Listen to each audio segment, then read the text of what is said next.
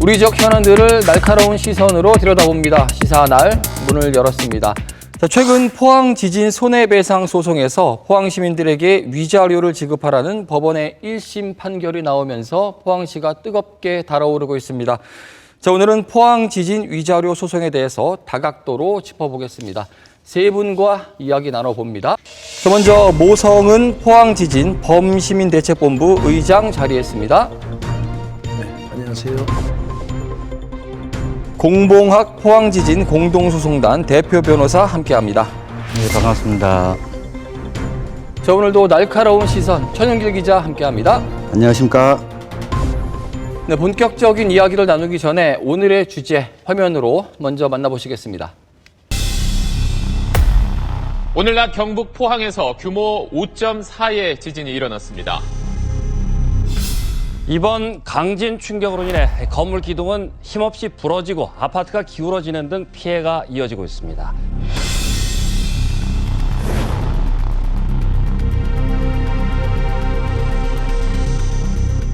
포항 지진은 자연 지진이 아닌 지열 발전소에 의해 촉발됐다고 정부 조사단이 발표했습니다.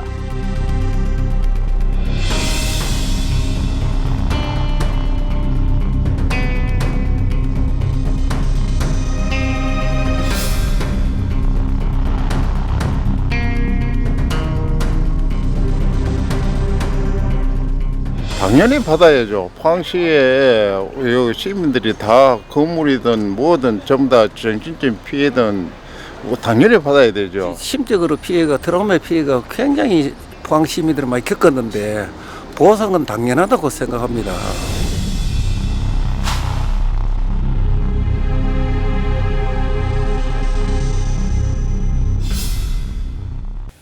자, 오늘 이야기 나눌 이 주제로요. 포항시가 뜨겁게 들끓고 있다. 이런 말씀을 해도 과언이 아닐 것 같습니다. 대한민국 역사 이래 규모가 가장 큰 집단소송이라고 하더라고요. 우리 포항시민 5만여 명 정도가 참여했던 소송인데요.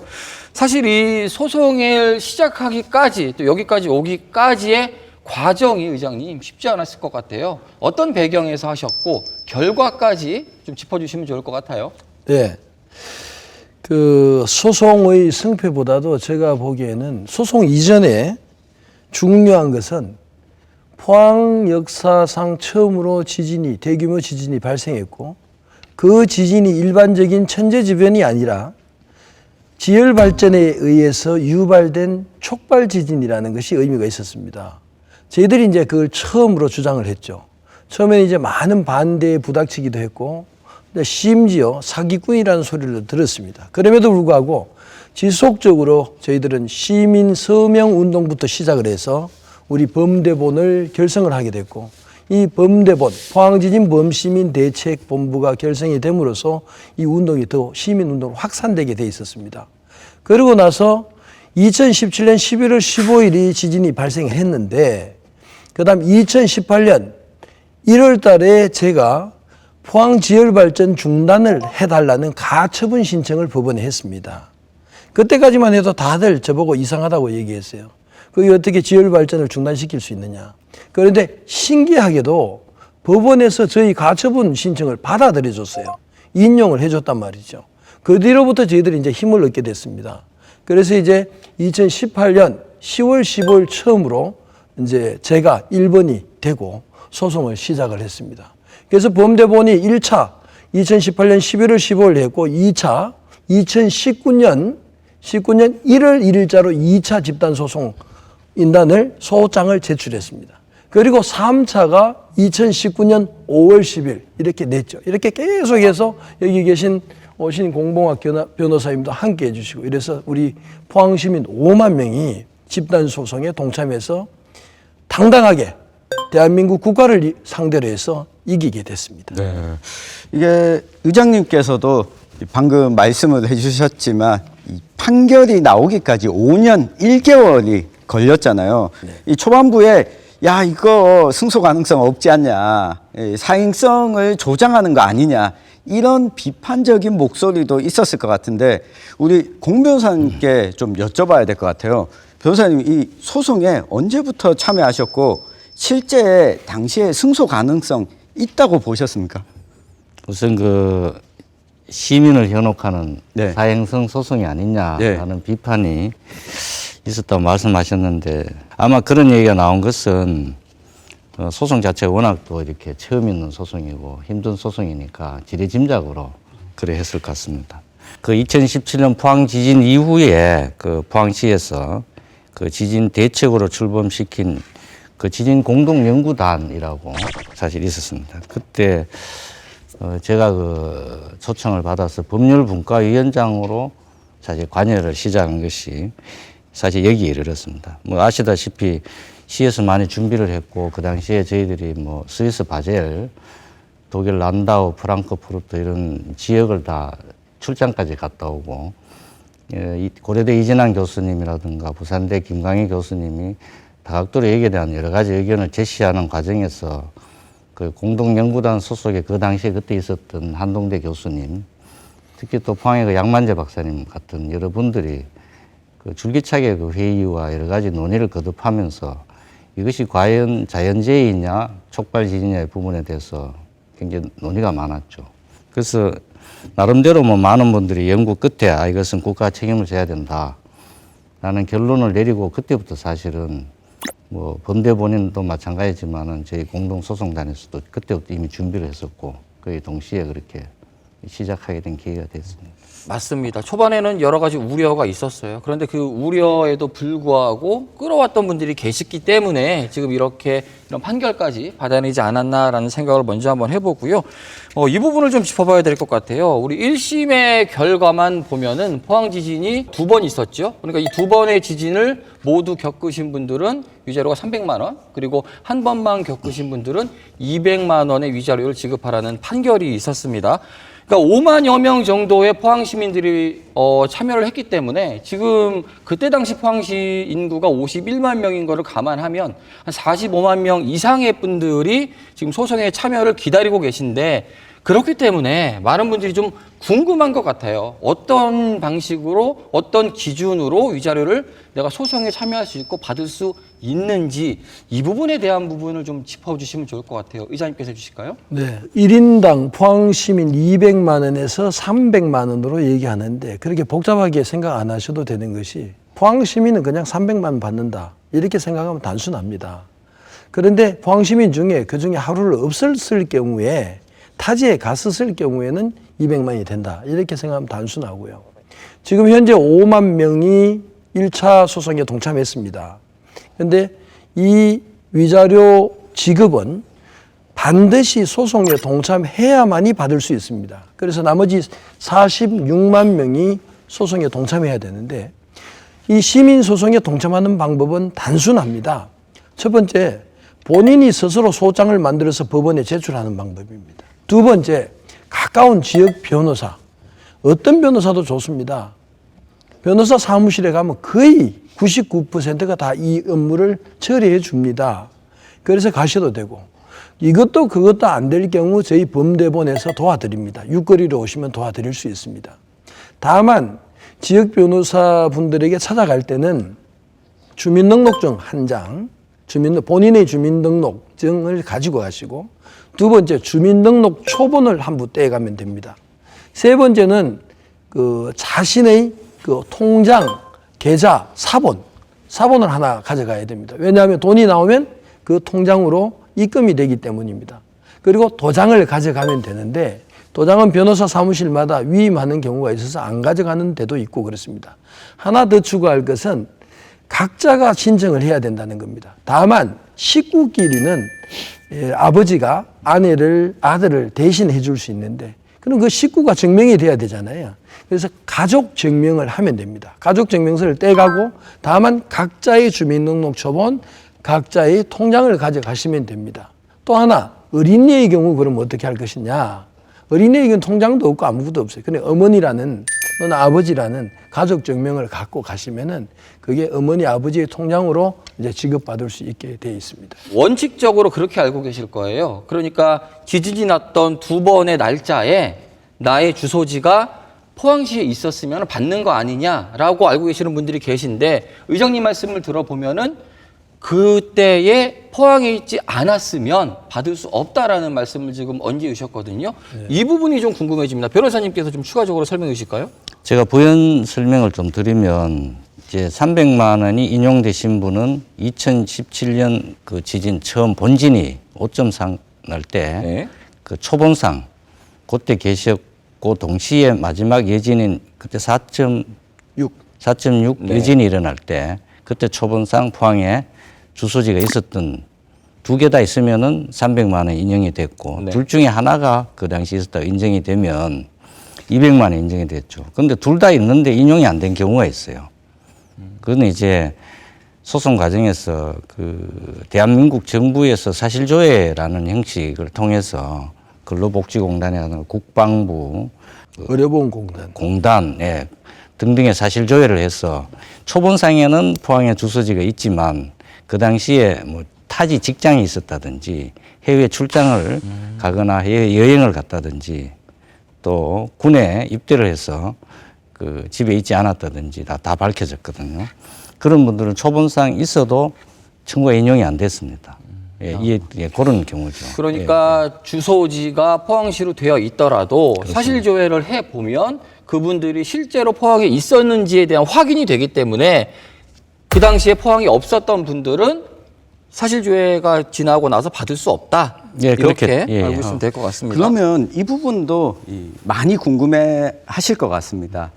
제가 그때 지진이 나고 가장 피해가 또 많았던 곳 중에 한 곳이 한동대였었거든요. 예. 그 자리에 가니까 한동대 학생들은 포항에 주민등록을 안 두고 있는 학생들도 많았을 거고 예. 이 포항에서 군인으로 근무 중인 이 군인들도 있었을 텐데 이 초본상 주소지가 이 포항 시민이 아니면 또 해당이 안 되는 겁니다. 그거는 저희 그 당시에 우리 공동소송단에서 모든 경우의 대비해서 각각 소송을 다 해봤습니다.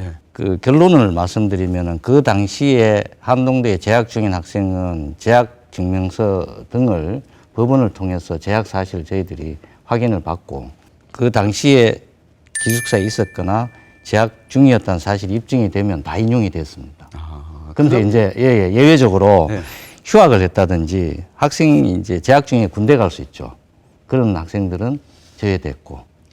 그렇다면은 본인이 그 기간에 포항에 있었다라는 증빙 자료가 확실하면은 그렇죠. 그분들도 예. 위자료 지급을 받을 수 있다. 예. 그리고 아까 우리 기자님께서 궁금해하신 그러면 주민등록 초본상 아무것도 없는데 될 수 있느냐 인용된 경우가 많습니다. 근데 심지어는 그 이제 아파트 관리사무소에서 이 아파트에서 그때부터 여기까지 살았어라고 관리사무소 소장이 확인해 준 경우에도 인용된 사례가 있고요. 초본상에는 전혀 없는데 그 재직 증명서라든지 그걸 명확하게 이때까지 뭐 어느 직장에서 근무를 했어라고 인정해 준 경우는 전부 인용이 됐습니다. 네. 하나만 더 말씀드리면 저희들이 태아에 대해서 청구를 해봤어요. 네. 태아는 인정이 안 됐습니다. 태어나지 않는 태아의 경우에 법상으로는 태어난 것으로 의제되는 민법상 그런 규정이라보다 해석이 있는데 위자료 청구에서는 제외됐다는 말씀을 드립니다. 시민들이 이 부분에 대한 궁금증이 좀 풀리셨을 것 같아요. 내가 주소지가 포항에 있다 하더라도 그 당시에 내가 포항에 없었으면은 소송에 참여할 수 없다는 것. 더불어서 내가 주소지가 포항이 아니었더라도 그 당시에 포항에 있었다는 것을 증명할 수 있는 증빙 자료가 있다면 얼마든지 참여할 수 있다는 점은 그렇습니다. 여러분께서 생각하고 계시면 될 것 같습니다.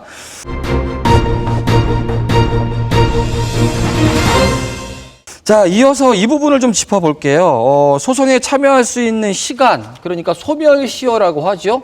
5년이더라고요. 2024년 3월 20일까지인데 이 지점에 대한 이야기도 굉장히 많이 나오고 있어요.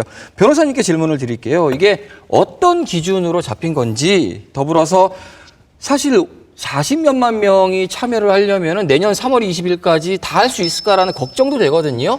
그거 좀 연장할 수 있는 방법은 없는지 이 부분에 대한 대답을 해주실까요? 결론부터 말씀드리면 여기에 대한 명확한 해석은 아직까지 없습니다. 아직은 알 수 없다. 예.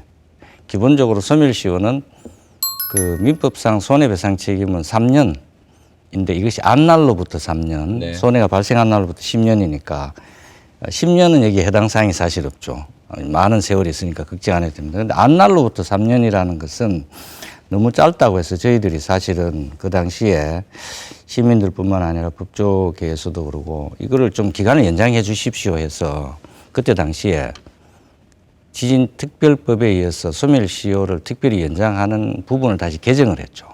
그래서 앞날로부터 2년을 더 추가를 해서 5년을 했습니다. 네. 그래서 이게 지금 특별법 34조의 2 소멸시효에 관한 특례 조항에 의해서 5년으로 특별히 규정되어 있죠. 민법을 무시한 특별법 우선하거든요.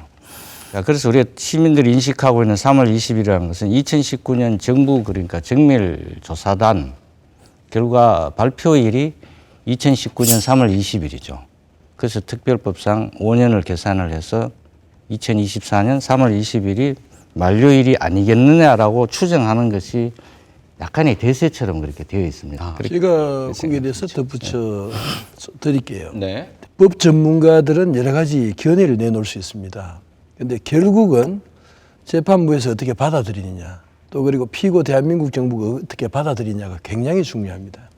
방금 공봉학 변호사님은 3월 20일, 2019년 3월 20일 정부조사단이 파이낸스 센터에서 발표한 시간을 얘기하는데 그것보다 더 중요한 거 있습니다. 오전 10시에 정부조사단이 포항지진은 촉발지진이라고 발표했습니다. 오후에 즉각 산업부 차관이 그걸 받아서 긴급 기자회견을 열어요. 그리고 대국민학회 공포합니다. 대한민국 정부 산업부는 이걸 받아들이겠습니다. 굉장히 유감으로 생각합니다. 이렇게 발표를 했어요. 이렇기 때문에 이게 완전히 인정을 하는 꼴이 되고 그것이 정부가 시민에게 피해를 입혔다는 게 공표된 꼴이 됩니다. 그런데 좋습니다. 우리는 멀어지고 소멸시효가 길어지면 질수록 우리 포항시민에게 유리합니다. 그러나 조심해야 될 것은 우리가 소극적으로 이걸 판단해야 됩니다. 만약 이렇게 생각하다가 또 지금은 가능할 수도 있다고 얘기를 하다가 소멸시효가 임박해서 시민들이 5만 명, 10만 명이 시민 소송에 동참하지 못하면 그걸 누가 책임질 것이냐 이런 말입니다. 그래서 저는 아주 여기서 단호하게 부탁드립니다. 3월 19일로 생각하시고 시민들은 행동하셔야 된다. 이렇게 부탁드립니다. 여러 가지 변수가 생길 수 있으니 우리 시민분들께서는 내년 3월 19일로 생각을 하시고 네, 진행을 하시면 좋을 것 같습니다. 꼭 기억해 두시기 바라겠습니다. 거기서 제가 한 말씀만 더 드릴게요. 네. 이제 이거는 실무적 문제인데 3월 20일까지 그러니까 19일까지 소장을 전부 접수를 해야 된다면 저희들이 이제 업무 처리를 해본 경험이 있습니다. 제가 5년 전에 이제 우리가 이렇게 시작을 해서 17,000번의 소장을 접수하는 과정에서 그 실무적 디테일은 여러 가지 이렇게 엑셀 작업이라든지 그 일이 굉장히 많습니다. 예를 들어서 한 사람이 하루에 이렇게 좀 처리할 수 있는 인원수가 한 150명 정도 사무실 직원이 그럼 예를 들어서 1,000명이면은 며칠 걸리죠, 그렇죠? 일주일은 잡아요. 시간이 엄청 걸리죠. 10,000명이면 어떻겠습니까? 예. 석 달도 그래서 부족할 제가 수 있겠네요. 이거를 혹시나 이 방송을 보시는 포항시 변호사님 계시면 지금부터 수임한 사건은 작업을 해야 됩니다. 예를 들어 3월 19일까지 접수를 해야 되는데 내가 3월 달에 이 사건을 변호사 사무실에 접수를 하게 되면 변호사 사무실에서 예를 들어서 양이 많으면 그걸 처리할 그 여력이 안 돼서 굉장히 혼란에 빠질 가능성이 있거든요. 그래서 변호사 사무실, 각 변호사 사무실에서는 이걸 고려하셔서 지금부터 소장 접수에 대한 모든 준비를 하시고 거기에 합당한 그 자료라든가 정리를 하셔야 되고 시민분들께서는 가급적이면은 제 생각에 2월 중순까지는 접수를 해 주셔야 그 한 달 정도 여유 안에 안정적으로. 예, 안정적으로 변호사 사무실에서 업무를 할 수가 있습니다. 네. 그렇다면은 뭐 아까 우리 의장님도 말씀하셨지만 시간이 사실 그렇게 넉넉한 그렇게 편은 넉넉한 아니죠. 편은 아니다. 네. 예, 그 말씀드립니다.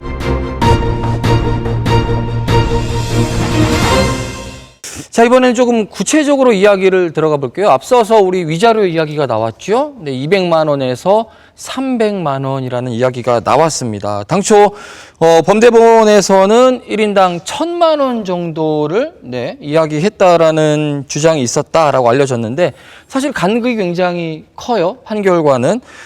어떻게 보세요, 의장님? 뭐 이번에 판결이 좀 합당하다고 보시는지 아니면은 좀 아쉬운 점은 없으신지 궁금합니다. 11월 16일 날 포항지원에서 발표한 거는 총 21개 사건 번호를 재판 선고 결과를 발표했습니다. 근데 그 중에는 조금 차이가 있어요. 저희들 같이 또 범대본이나 또는 공동소송단 같이 1,000만 원으로 일괄적으로 위자료를 신청을 했어요. 근데 어떤 경우는 500만 원 한 곳도 있고 어떤 경우는 더 작게 한 경우도 있어요. 그럼에도 불구하고 300만 원을 인정해 줬다는 것은 참 고마운 일입니다.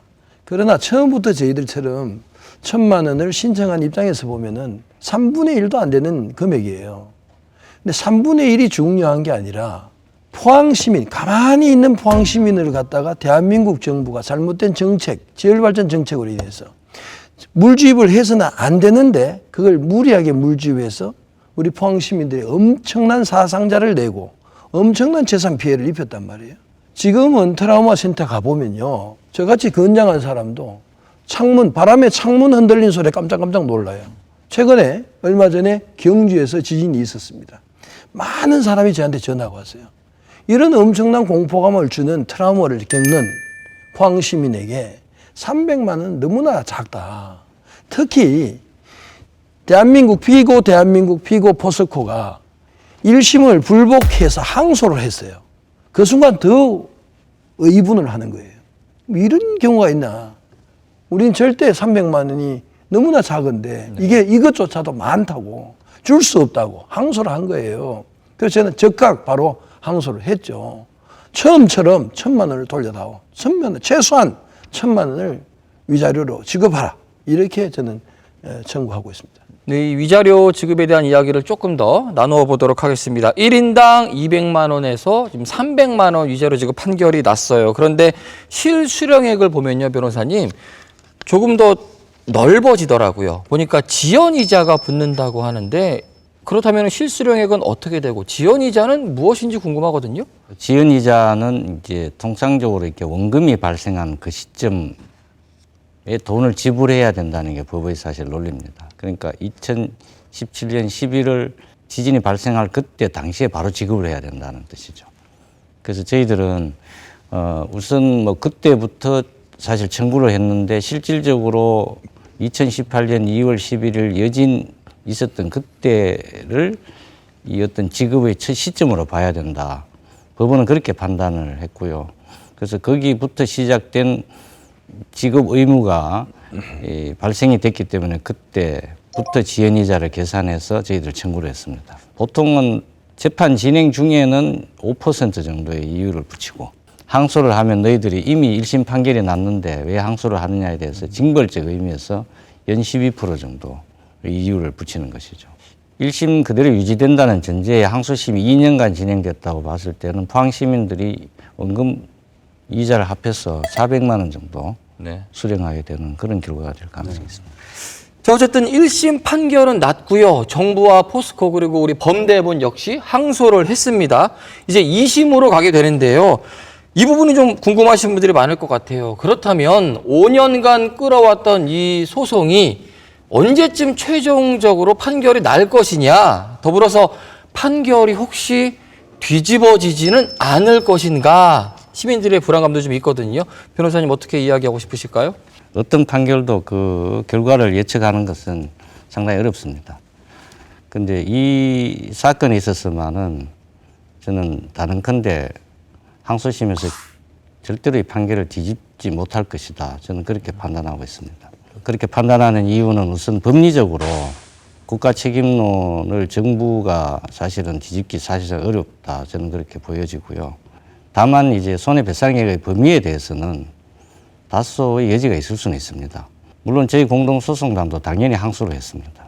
저희들은 300만 원에 만족하는 것이 아니고 그 이상 선고돼야 된다고 생각하고 있기 때문에 항소심에 가서도 더 이상의 금액을 사실 요구를 할 텐데 그러려면은 이 사건은 어떤 의미에서는 집단 소송이고 대한민국 또는 전 세계적으로 처음 있는 소송의 형태라서 시민 여러분들께서 또는 사회단체가 어떤 의미에서 힘을 좀 실어주셔야 되는 부분이기도 하고 굉장히 그 부분 중요하다는 생각이 들어서 제가 시장님한테 좀 신경을 써주십시오.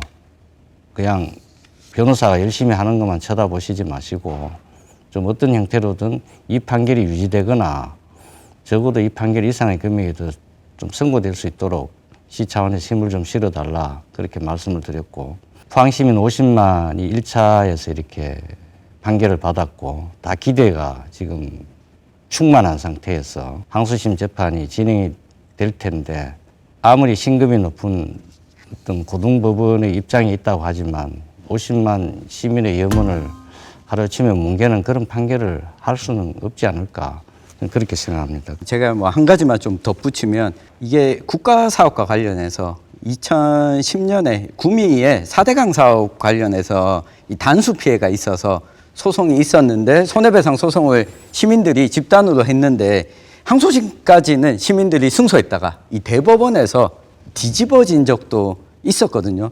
이 부분은 좀 지켜봐야 될 것 같은데, 일단은 소송인단에 참여하는 게 중요한데, 이 시민들 입장에서 젊은 분들은 뭐 홈페이지에 온라인으로 소송에 참여하기도 한데, 나이 드신 분들이나 이 장애인 이런 분들은 소송에 참여하기가 좀 어려운 부분이 있어서, 이 포항시도 그렇고 이 정치권에서도 이 일괄 배상을 좀 해줘야 되는 거 아니냐, 50만 시민이 다 소송에 참여할 거냐, 일괄 배상 요구를 하는 목소리도 최근에는 좀 많이 나오고 있는 것 같습니다. 그렇죠. 이게 45만 명 이상이 소송에 참여를 하려면 사실상 사회적 에너지와 비용이 막대하게 드는 거는 우리가 인정할 수밖에 없을 것 같아요. 그런데 이 일괄 배상이 가능하겠느냐라는 또 이야기가 많습니다. 의장님께서 어떻게 보세요? 일괄 배상은 한마디로 실현 불가능한 겁니다. 어떻게 일괄 배상이 됩니까? 지금 현재 대한민국 정부가 포항 시민에게 돈을 주지 않으려고 항소해가지고 2심까지 가고 있는데 이게 일괄 배상이 됩니까? 이 불가능한 얘기를 한마디를 뱉으면 소송에 동참하고자 하는 시민 5만 명이 도망갑니다. 일괄 배상 해주겠지. 결국 소멸시효는, 임박한 소멸시효는 지나가고요. 그 피해, 포항 시민들의 피해는 누가 갚아줍니까? 이게 말도 안 되는 얘기입니다. 제발 이런 거 가지고 우리 시민소송에 동참할 사람들 의욕 꺾지 않으셨으면 좋겠고, 그것보다 대신에 사회적 약자층에 대한 배려가 필요합니다. 즉 중증장애인, 일어나지 못하는 사람 소송 어떻게 합니까? 기초생활수급자 어떻게 소송해요? 이런 분들에 대한 배려가 있어야 된다고 봅니다. 그래서 저희들 법대본과 함께하는 변호사, 법무법인들에게 부탁을 드렸어요. 여러분 당연히 지역 봉사하시는 거 아닙니까? 변호사라서 봉사하시는 거 아닙니까? 중증장애인과 기초생활수급자에 대해서는 무료로 좀 해주십시오. 죄송합니다. 이랬더니 변호사들이 한 분, 두 분 동참을 하고 있어요. 그래서 저희들은 그렇게 하고, 대신에 더 추가할 게 있어요.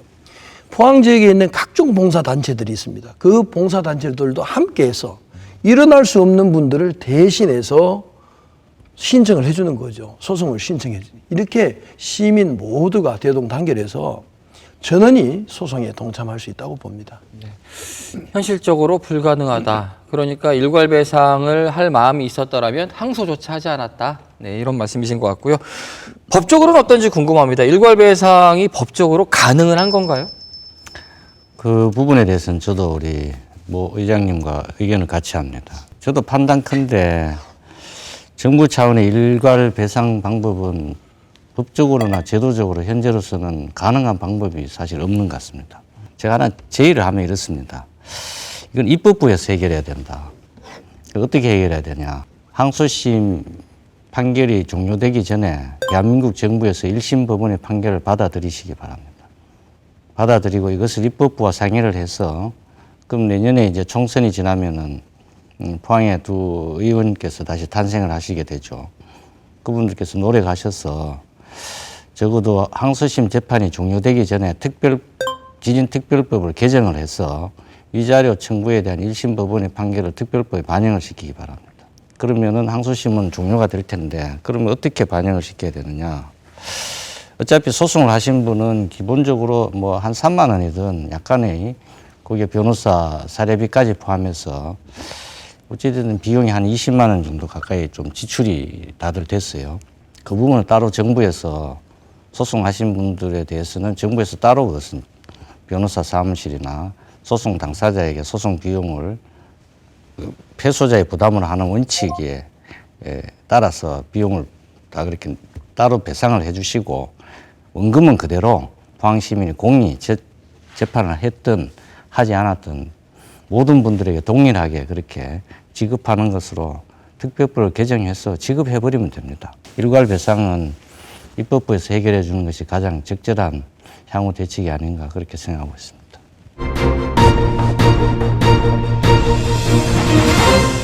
포항 지진 손해배상 소송에 대한 이야기를 다각도로 짚어봤습니다. 자, 마지막으로 남기시고 싶으신 말씀과 더불어서 우리 시민들에게 당부하고 싶으신 말씀이 있으시다면 한 말씀씩 듣고 오늘 이야기 정리하도록 하겠습니다. 의장님께 먼저 들어볼까요? 예, 긴 세월을 지내해 왔습니다. 5년 1개월 동안 시민 소송을 운영해 왔습니다. 그래서 당당히 대한민국 국가를 상대로 승소했습니다. 그러나 여기서 끝이 아닙니다. 바로 즉각 항소를 했고 저희들 시민소송은 지진 피해 위자료 요청 신청 시민소송은 이제 2라운드 후반전에 접어듭니다. 항소심에 가는데 이론적으로 항소심에서는 패소할 수도 있고 승소할 수도 있습니다. 그런데 분명히 우리가 승소해야 됩니다. 이겨야 됩니다. 승소를 유지해야 됩니다. 그러는 비결은 단 하나밖에 없습니다. 국가를 이길 힘은 시민밖에 없습니다. 국가를 능가할 수 있는 세력은 시민 조직밖에 없습니다. 그래서 시민 여러분, 모든 50만 시민 정원이 이 소송에 동참하셔야 됩니다. 그래야 우리가 당당히 받을 수 있는 위자료를 받아낼 수 있습니다. 부디 동참해 주시기 부탁드리겠습니다. 네, 시민들의 동참에 대한 부탁을 해주셨습니다. 변호사님의 마지막 정리 말씀 들어볼게요. 예, 지진특별법이 사실 제정된 데 있어서는 5만 시민의 그 소장 접수가 가장 강력한 사실 역할을 했다고 저는 알고 있습니다. 남들이 가능하냐라고 했을 때 우리 소송단을 믿고 소장을 접수해서 5년 동안 같이 소송에 참여해 주신 시민 여러분들께 사실 감사드립니다. 앞으로 이렇게 항소심을 저희들이 또 감당을 해야 되고 잘 수행해서 최소한 원심을 유지하거나 더 나은 판결을 사실 받아야 되는 그런 심리적 압박감을 저희 가지고 있습니다. 많이 도와주시고 그리고 이 소송도 좀 차분하게 이렇게 접수하시고 그렇게 해서 변호사들이 좀 부담이 되지 않도록 그렇게 협조해 주시면 감사하겠습니다. 저는 33년 전에 나왔던 이 판결이 떠올랐습니다. 1990년 8월에 수해 피해에 대해서 국가가 제 역할을 다하지 못했다라고 해서 손해배상을 인정한 판결이 나왔었는데요. 소송을 걸었던 시기가 1984년이었습니다. 6년이라는 시간 끝에 나온 결과였는데 이 포항 지진으로 인한 시민들의 정신적 손해배상 소송은 단순히 위자료를 받기 위한 소송이 아니라 국가가 시민들에게 해야 될 역할이 무엇인가 묻는 소송이 아닌가 싶습니다. 네, 오늘의 이야기가 우리 포항 시민들에게 도움이 됐으면 좋겠다는 마음으로 준비를 했습니다. 오늘의 내용을 바탕으로 우리 포항 시민들 꼭 늦지 않게 소송에 참여해 주시면 좋을 것 같고요. 더불어서 얼마 전에 있었던 지진으로 힘들어하고 있을 우리 경주 시민분들에게 위로의 말씀을 전해드립니다. 자, 오늘 시사날은 여기서 마칩니다. 함께해 주신 여러분 고맙습니다.